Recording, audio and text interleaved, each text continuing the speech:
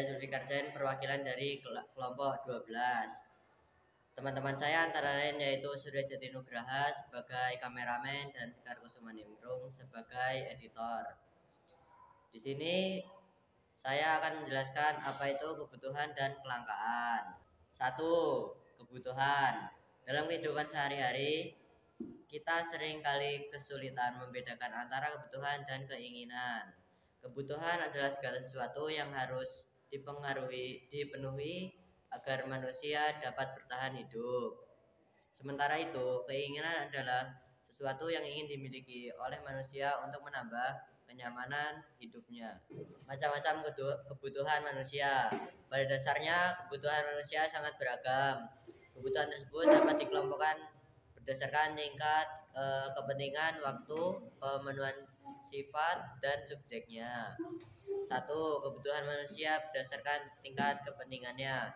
Berdasarkan tingkat kepentingannya, kebutuhan manusia dibedakan menjadi kebutuhan primer, sekunder, dan tersier. Yang kedua, kebutuhan manusia berdasarkan waktu penggunaannya.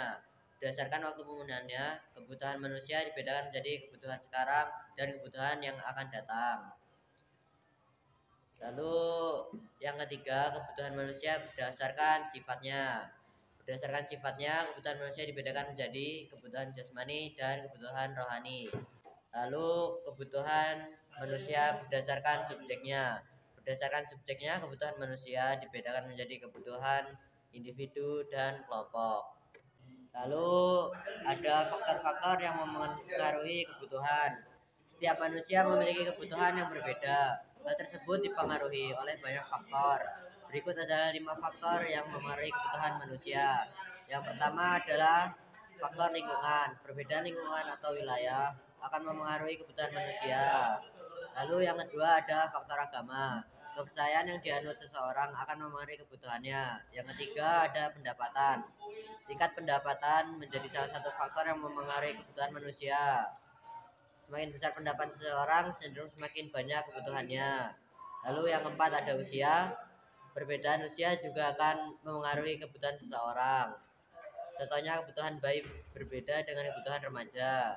Yang kelima ada faktor kemajuan peradaban. Kemajuan peradaban tiap wilayah menyebabkan perbedaan kebutuhan. Contohnya bagi seseorang yang tinggal di negara dengan tingkat kemajuan teknologi yang tinggi, berbagai perangkat elektronik canggih menjadi kebutuhan primernya. Dan lalu ada alat pemuas kebutuhan. Berbagai kebutuhan manusia dapat dipenuhi oleh alat pemuas kebutuhan. Dalam ilmu ekonomi, alat pemuas kebutuhan terdiri atas barang dan jasa. Alat pemuas kebutuhan dikelompokkan berdasarkan hubungannya dengan antara lain tujuan penggunaannya dan cara memperolehnya. Yang pertama ada alat pemuas kebutuhan berdasarkan hubungannya dengan benda lain. Berdasarkan hubungannya dengan benda lain, alat pemuas kebutuhan dibedakan menjadi benda substitusi dan komplementer. Lalu yang kedua ada alat pemuas kebutuhan berdasarkan tujuan penggunaannya. Berdasarkan tujuan penggunaannya, alat pemuas kebutuhan dibedakan menjadi benda produksi dan konsumsi. Lalu yang ketiga ada alat pemuas kebutuhan berdasarkan cara memperolehnya. Berdasarkan cara memperolehnya, alat pemuas kebutuhan dibedakan menjadi benda ekonomi dan bebas. Lalu apa itu kelangkaan? Pada pembahasan sebelumnya, Anda telah mengetahui bahwa berdasarkan cara memperolehnya ada alat pemuas kebutuhan yang sifatnya terbatas. Keterbatasan sumber tersebut menyebabkan tidak terpenuhinya kebutuhan manusia sehingga menimbulkan kelangkaan. Kelangkaan dapat disebabkan oleh faktor-faktor sebagai berikut. Yang pertama, faktor pertumbuhan penduduk. Faktor pertumbuhan penduduk yang tidak diiringi dengan peningkatan jumlah produksi alat pemuas akan menghambat proses pemenuhan kebutuhan. Yang kedua ada faktor sifat manusia. Setiap manusia pasti berkeinginan memiliki suatu barang atau jasa dalam jumlah yang banyak dan beragam. Yang ketiga ada faktor perkembangan teknologi. Perkembangan teknologi di setiap negara berbeda. Negara-negara maju biasanya memiliki penguasaan teknologi yang lebih baik daripada negara-negara yang berkembang. Perkembangan teknologi tersebut tentu akan mempengaruhi kemampuan dalam menjadikan sumber daya. Lalu yang keempat ada demonstration effect. Demonstration effect adalah efek peniruan yang dilakukan oleh seseorang dalam mengonsumsi produk tertentu karena terpengaruh oleh para pola konsumsi masyarakat.